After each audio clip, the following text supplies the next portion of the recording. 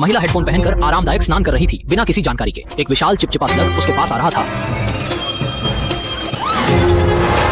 जब तक उसे एहसास हुआ तब तक स्लग तुरंत उसकी पीठ से उसके मुंह में चला गया था। इससे भी अधिक भयानक बात यह है कि तेज और आश्चर्यजनक स्लग ने उसके मुंह में बेतहाशा ड्रिल करना शुरू कर दिया और एक बार जब वह शरीर में प्रवेश कर गया तो वह सभी मानव व्यवहार को नियंत्रित कर सकता था। सौभाग्य से जियाओ मेई ने आखिरकार उसे बाहर खींचने की पूरी कोशिश की। फिर उसने जल्दबाजी में अपने कपड़े पहने और बाथरूम से बाहर भाग गई। उसने तुरंत मदद के लिए अपनी मां को बुलाया। अप्रत्याशित रूप से उसकी मां पहले ही फंसा चुकी थी। उसके चेहरे पर खून छिड़कने के बाद वह गिर गई। वह जमीन पर गिर गई बेहोश। जाहिर तौर पर मांस कीड़ों द्वारा नियंत्रित किया गया। जब जियाओ मेई नुकसान में थी तो अगले कमरे में दो बहनों की दुख सुनी गई। जियाओ मेई जो डर और चिंता से भरी हुई थी जल्दी से एक टाइटेनियम मिश्र धातु की मूर्ति उठाकर बेडरूम का दरवाजा तोड़ने लगी। लेकिन दरवाजा खुला तो उसने देखा कि वह देर कर चुकी थी। इस पल कीड़ों द्वारा संक्रमित दो बहनें अभी भी दर्द से जूझ रही थी। वह इससे उभरने की कोशिश कर ही रही थी कि पूरे कमरे पर गहरे और भयावह स्लग का कब्जा हो चुका था। महिला इतनी भयभीत हो गई कि उसने खिड़की से कूदने का प्रयास किया पर उसकी उम्मीदों के विपरीत विला का बाहरी हिस्सा भी घनित मांस कीड़ों से घिरा हुआ था। जब कोई और रास्ता नहीं बचा तो जियाओ मेई ने मजबूरी में खुद को दूसरी मंजिल से कूदने का साहस दिखाया। जैसे ही वह उठने की कोशिश कर रही थी और भागने का प्रयास कर रही थी उसने देखा कि उसके पिता को मांस कीड़ों ने निगल लिया। महिला ने अब उपेक्षा करने की हिम्मत नहीं की और जल्दी से कार में चली गई, केवल यह याद करने के लिए कि अंदर कोई चाबी नहीं थी। जल्द ही स्लग ने पूरी कार को निगल लिया।